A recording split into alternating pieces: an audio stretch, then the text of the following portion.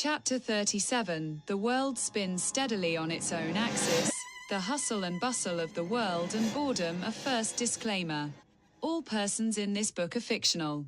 All statements, regardless of topic, are just that, statements.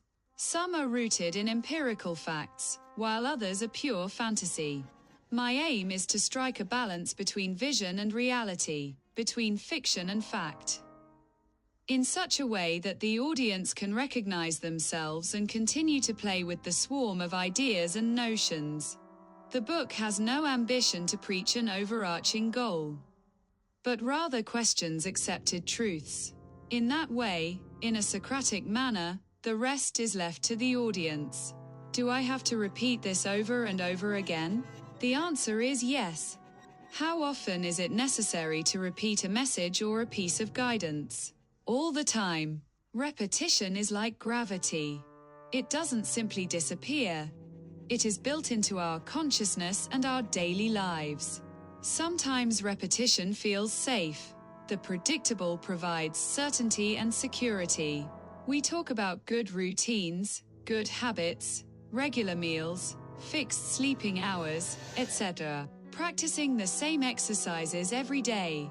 Practice makes perfect.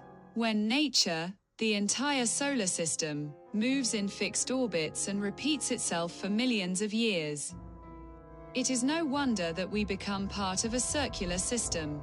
All of this is well and good. We can call beneficial repetitions prevention and sustainable preparedness. Then there are the bad repetitions. Bad habits, recurring compulsive thoughts, daily stress, the chase for profit and the hamster wheel. In addition, bacteria and viruses thrive when there is a steady supply of nutrition, with abundant access to host organisms. In some cases, it is not possible to distinguish a good cycle from a bad one. Let us take a look at the phenomenon of boredom. For some, it becomes an unwanted state of inactivity and an inability to do anything about it. Because we value activity so highly, inactivity becomes something negative. We have fallen outside the familiar, the repetitive, and boredom becomes a wreck. And we rarely learn how to be bored. Boredom comes over us like a paralyzing garment, a straitjacket we did not ask to have pulled over our heads.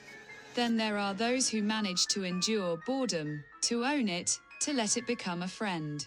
These are the secure people who can tolerate being alone, tolerate being unproductive, tolerate following the fixed hours of the day without rushing and without complaining about a single thing in the world. They have conquered boredom and regained their original sovereignty. From that position, the path to activity is considerably easier and more meaningful. The choice of activity becomes well considered, and the activity itself is cherished and valued. One plays on the same team as time, and the circular feels natural, just as it is natural. The opposite, as mentioned, is to fight the clock, rush here and there, and repeat the same foolish things over and over again. Then an interesting phenomenon arises, drawn from Blaise Pascal's writings on boredom. Blaise Pascal was a French philosopher, mathematician, and natural scientist.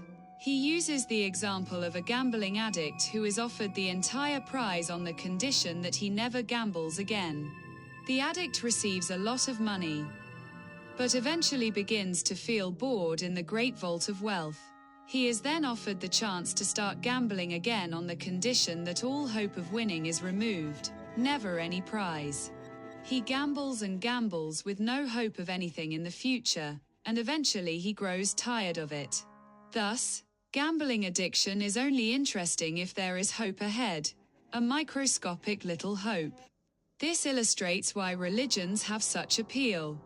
They promise something after death on the condition that you dedicate yourself to the faith throughout all your days before the grave.